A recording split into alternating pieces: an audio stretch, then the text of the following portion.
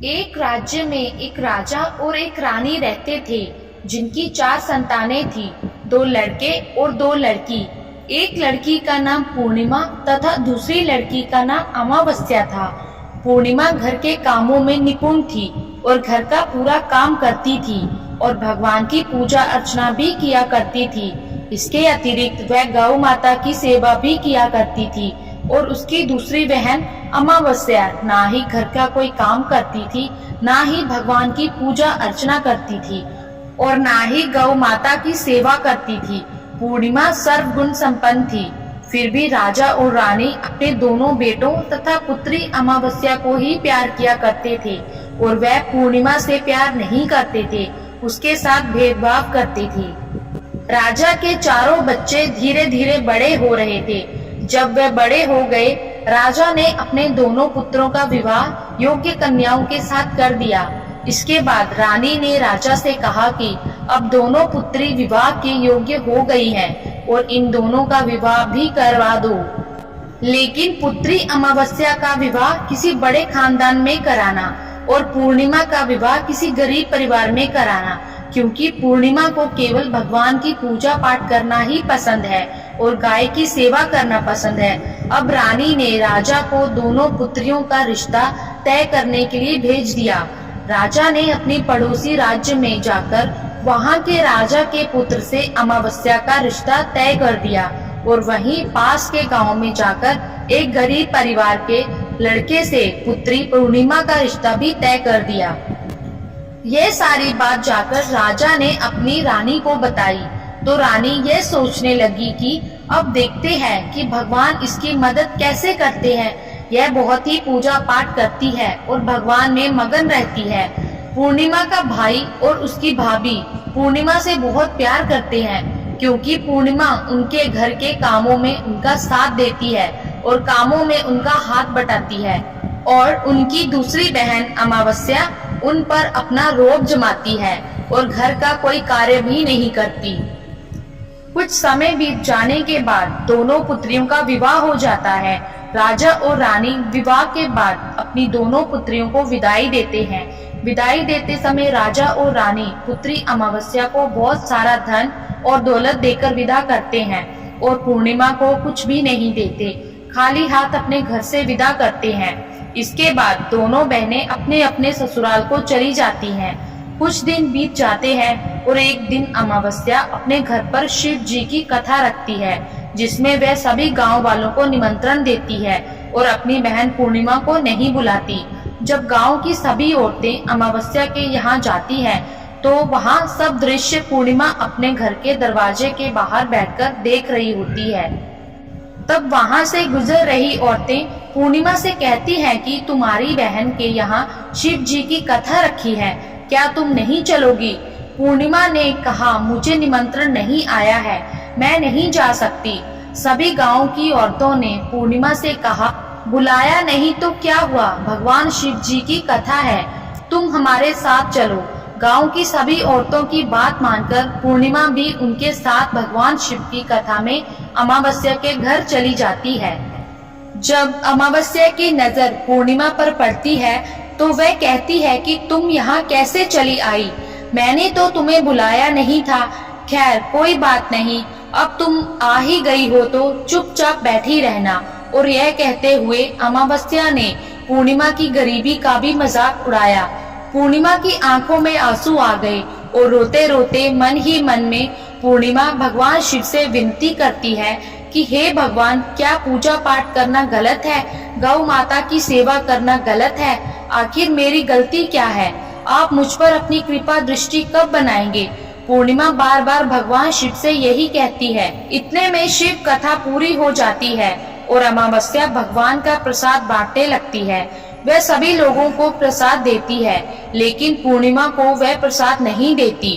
पूर्णिमा बिना प्रसाद के ही अपने घर लौट जाती है। रास्ते में वह यह सोचते हुए चलती है, यदि बच्चे उसे कथा का प्रसाद मांगेंगे तो उन्हें क्या जवाब देगी। उसने सोचा था कि वह अपने मायके अपने भाई और भौजाई के यहाँ जाएगी और वहाँ जाते हुए बच्चों के लिए कुछ लेकर जाएगी।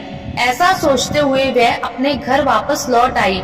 घर वापस लौट कर आने के बाद वह अपने पति और बच्चों से कहती है कि वह अपने मायके जा रही है। पति ने कहा ठीक है, और कुछ समय के बाद पूर्णिमा अपने मायके के लिए रवाना हो गई। चलते चलते रास्ते में एक चबूतरा आया जिस पर तुलसी का पौधा लगा था। वहाँ पर एक बूढ़ी अम्मा बैठी हुई थी। वह कोई और नहीं, साक्षात तुलसी माँ थी। उस बूढ़ी माता ने पूर्णिमा से कहा, बिटिया तुम कौन हो और कहाँ जा रही हो?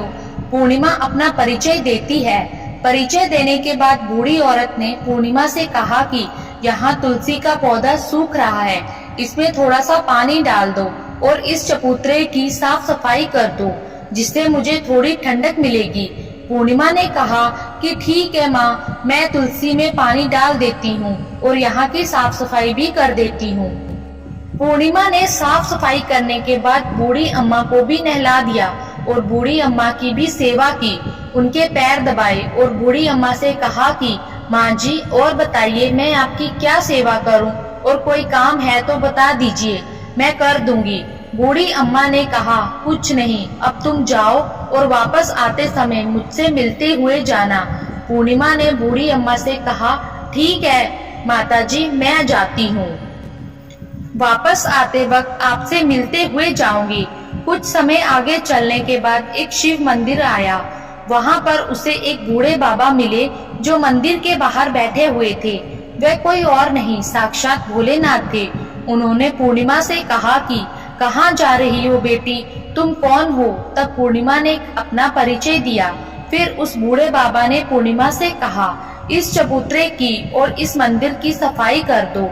तब पूर्णिमा ने मंदिर की और चबूतरे की साफ सफाई कर दी और वहाँ पर पूजा पाठ अर्चना भी की। और साफ सफाई पूजा अर्चना करने के बाद उन्होंने बूढ़े बाबा को भी नहला दिया और उनसे कहा कि बाबा और कोई काम हो तो बताइए। तब बूढ़े बाबा ने कहा नहीं बेटी, अब तुम जाओ और वापस आते वक्त मुझसे मिलते हुए जाना। पूर्णिमा ने कहा ठीक है बाबा, मैं जाती हूँ, वापस आते हुए आपसे मिलते हुए जाऊंगी। आगे चलते चलते कुछ दूर चलने के बाद पूर्णिमा को एक काली जी का मंदिर दिखा। वहाँ भी एक बूढ़ी अम्मा चबूतरे पर बैठी हुई थी। उस बूढ़ी औरत ने भी पूर्णिमा से कहा कि बेटी तुम कौन हो, कहाँ जा रही हो? तब पूर्णिमा ने उस बूढ़ी औरत को भी अपना परिचय दिया। बूढ़ी औरत ने पूर्णिमा से कहा कि यहाँ पर सभी पूजा पाठ करने के लिए आते हैं, लेकिन मंदिर की साफ सफाई करने के लिए कोई नहीं आता, इसलिए तुम मंदिर की और चबूतरे की साफ सफाई कर दो। पूर्णिमा ने कहा ठीक है माताजी, और पूर्णिमा मंदिर की और चबूतरे की साफ सफाई कर देती है और पूजा पाठ भी करती है और माता जी का श्रृंगार कर देती है और उस बूढ़ी अम्मा को भी नहला देती है और बूढ़ी अम्मा के पैर दबाती है और कहती है कि सभी काम हो गया, माँ जी कोई और काम है तो बताइए। बूढ़ी अम्मा कहती है नहीं बेटी, अब तुम जाओ, लेकिन वापस आते वक्त मुझसे मिलते हुए जाना। पूर्णिमा कहती है ठीक है और वह आगे चली जाती है। आगे चलते चलते एक नदी आती है। वहाँ पर भी एक बूढ़ी अम्मा बैठी रहती है और वह कहती है कि बेटी तुम कौन हो और कहाँ से आई हो? उसे भी पूर्णिमा अपना परिचय देती है। बूढ़ी औरत पूर्णिमा से कहती है कि नदी पर स्नान करने तो यहाँ सब आते हैं, लेकिन यहाँ की साफ सफाई कोई नहीं करता, इसलिए तुम इस किनारे पर साफ सफाई कर दो। पूर्णिमा कहती है ठीक है माँ जी, और वहाँ की साफ सफाई कर देती है और उस बूढ़ी अम्मा के पैर दबा देती है और कहती है माँ जी और कोई काम हो तो बताइए। बूढ़ी औरत कहती है कि कुछ नहीं बेटी, तुम जाओ, लेकिन वापस आते वक्त मुझसे मिलते हुए जाना। और वहाँ नाव में बैठकर नदी के दूसरे किनारे पहुँच जाती है और वहाँ अपने मायके के घर पहुँच जाती है। वहाँ पर पूर्णिमा के भाई और भाभी उसे देखकर बहुत खुश हो जाते हैं और वे पूर्णिमा की बहुत खातिरदारी करते हैं और उसे बहुत सारी बातें करते हैं। कहते हैं कि बच्चों को भी साथ लेकर आती तो बहुत अच्छा होता। अब कुछ समय के बाद पूर्णिमा ने वापस अपने ससुराल जाने को कहा तो उसकी भाभी ने उसके लिए एक साड़ी दी और बच्चों के लिए कपड़े और खाने पीने की कुछ चीजें रख दी और कहा कि तुम बहुत दिनों के बाद आती हो। और पूर्णिमा की भाभी ने यह थैला पूर्णिमा के हाथ में दे दिया और कहा कि जाओ और जल्दी वापस आना। इसके बाद पूर्णिमा वहां से अपने ससुराल के लिए रवाना हो गई और उस नदी के किनारे पहुंची और नाव में बैठकर दूसरे किनारे पर उतर गई। वहां पर उतरने के बाद उसे वह बूढ़ी अम्मा मिली जो साक्षात गंगा मैया थी। उस बूढ़ी अम्मा ने पूर्णिमा को एक थैला दिया और कहा कि इसे तुम अपने घर जाकर ही खोलना। अब पूर्णिमा के पास बहुत थैले हो गए थे। उन्हें लेकर पूर्णिमा वहां से रवाना हो गई। आगे कुछ देर चलने पर काली माँ का मंदिर आया। वहां पर काली माँ बूढ़ी माँ के रूप में विराजमान थी। उसने कहा, आ गई बेटी पूर्णिमा। पूर्णिमा ने कहा, हाँ माँ जी मैं आ गई। तो काली माँ ने उसे एक थैला दिया और कहा, तुम ये थैला अपने घर जाकर खोलना। अब पूर्णिमा के पास 3 थैले हो गए थे। तीनों थैले लेकर पूर्णिमा आगे बढ़ी। कुछ दूर जाने पर शिव जी का मंदिर आया, जहाँ बूढ़े बाबा के रूप में शिव जी स्वयं विराजमान थे। बूढ़े बाबा ने कहा, पूर्णिमा तुम वापस आ गई। पूर्णिमा ने कहा, हाँ बाबा मैं वापस आ गई। बूढ़े बाबा ने भी पूर्णिमा को एक और थैला दिया और कहा कि यह थैला तुम घर जाकर ही खोलना। पूर्णिमा ने कहा, ठीक है बाबा। अब पूर्णिमा के पास 4 थैले हो गए थे। पूर्णिमा 4 थैले कैसे लेके जाती? उसने एक पुरानी साड़ी निकाली और उन सभी थैलों को उसमें बांध लिया और सर पर रखकर वहां से रवाना हो गई। कुछ देर जाने के बाद उसे तुलसी माँ बूढ़ी औरत के रूप में मिलती है और कहती है, पूर्णिमा तुम आ गई। पूर्णिमा कहती है, माँ जी मैं आ गई। वह बूढ़ी औरत भी उसे एक और थैला देती है और कहती है कि ये थैला तू अपने घर जाकर ही खोलना। पूर्णिमा कहती है, ठीक है माँ जी। अब पूर्णिमा के पास 5 थैले हो गए थे। पूर्णिमा वहां से रवाना हुई तो वापस अपने घर पहुंच गई। पूर्णिमा ने सब थैले नीचे रखे और सबसे पहले अपने मायके का थैला खोलकर देखने लगी। उसमें बच्चों के लिए अच्छे अच्छे कपड़े और खाने पीने की चीजें थी और उसमें कुछ गहने भी थे। पूर्णिमा ने कपड़े अपने बच्चों को दे दिए और खाने पीने की चीजें भी बच्चों को दे दी। बच्चे ये सब पाकर बहुत खुश हो गए। अब पूर्णिमा ने दूसरा थैला खोला जो उसे गंगा मैया ने दिया था। उसमें ढेर सारे हीरे जवाहरात सोना चांदी आदि था। इसके बाद अब पूर्णिमा ने तीसरा थैला खोला जो उसे काली माँ ने दिया था। उसमें बहुत सारा सोना श्रृंगार सामान भरा हुआ था। इसके बाद पूर्णिमा ने चौथा थैला खोला जो उसे भगवान शिव ने दिया था। अब उसमें बहुत सारा धन संपत्ति भरा हुआ था और बहुत सारी खुशियां भरी हुई थी। इसके बाद अब पूर्णिमा ने 5वां थैला खोला जो उसे तुलसी माँ ने दिया था। उसमें चावल दाल और 7 प्रकार की खाने की चीजों से भरा हुआ था। अब पूर्णिमा के घर में किसी भी चीज की कमी नहीं थी। उसका घर धन धान्य से भरा हुआ था। अब पूर्णिमा और उसका परिवार सुख में जीवन व्यतीत करने लगे। अब पूर्णिमा के मन में विचार आया कि क्यों न शिव जी की कथा कराई जाए और शिव जी की कथा में एक कार्यक्रम रखा। पूर्णिमा ने गांव के सभी लोगों को निमंत्रण दिया और घर घर जाकर सभी लोगों को बुलाया। पूर्णिमा अपनी बहन अमावस्या के घर भी गई और अमावस्या को भी शिव जी की कथा के लिए उसने अपने घर पर बुलाया। जब अमावस्या पूर्णिमा के घर शिव जी की कथा में आई तो उसने देखा कि पूर्णिमा के घर में किसी भी चीज की कोई कमी नहीं थी। इतना सारा धन दौलत देखकर अमावस्या आश्चर्यचकित हो गई। उसने पूर्णिमा से कहा कि तुम्हारे घर में इतनी धन और दौलत कहाँ से आई? पूर्णिमा ने कहा, देखो बहन, तुमने शिव जी की कथा में मुझे नहीं बुलाया था, फिर भी मैं चली आई और तुमने मुझे प्रसाद तक नहीं दिया था और मेरी गरीबी का मजाक भी उड़ाया। उसके बाद मैं अपने घर आ गई और घर आते हुए मन ही मन में सोच रही थी कि अपने मायके जाऊंगी और मैं अपने मायके चली गई और जो कुछ घटना इस बीच हुई वह सभी घटना अपनी बहन अमावस्या को बताती है। तो अमावस्या कहती है कि तुम भी मुझे प्रसाद मत दो और मुझे डांट दो। लेकिन पूर्णिमा ने कहा कि यह तो भगवान का प्रसाद है, मैं तो सबको दूंगी। और तुम्हें भी दूंगी। फिर भी अमावस्या ने प्रसाद नहीं लिया और वह सीधे अपने घर चली गई। घर जाकर अपने बच्चों से कहकर वहां अपने मायके जाने के लिए तैयार हो गई और मायके के लिए निकल गई। उसे भी रास्ते में चलते चलते तुलसी माँ मिली, जो चबूतरे पर बूढ़ी माँ के रूप में बैठी हुई थी। बूढ़ी माँ ने अमावस्या से कहा कि बेटी, कौन हो तुम, कहाँ जा रही हो? अमावस्या ने अपना परिचय दिया। बूढ़ी माँ ने कहा, बेटी, यह तुलसी का पौधा सूख रहा है, इसमें थोड़ा सा पानी डाल दो और इस चबूतरे की साफ सफाई कर दो। इस पर अमावस्या ने कहा, बुढ़िया, तुझे दिखाई नहीं दे रहा कि मैंने इतनी महंगी साड़ी पहन रखी है, यह गंदी हो जाएगी। ऐसा कहकर वे वहां से आगे चली गई। आगे जाने पर उसे भगवान शिव मिले, जिनसे भी उसने ऐसा ही कहा। उसके बाद आगे जाने पर उसे काली माँ मिली, जिससे भी उसने ये सारी बातें कही। और उसके आगे जाने पर गंगा मिली, जिसे भी उसने यही बात कही। आगे चली गई, जिसके बाद अमावस्या जब नाव में बैठने लगी तो उसे नाव में फूलों की जगह कांटे भरे थे। अमावस्या अपने घर पहुंच गई। आंगन में देखा तो वहां पर 5 थैले पड़े हुए थे।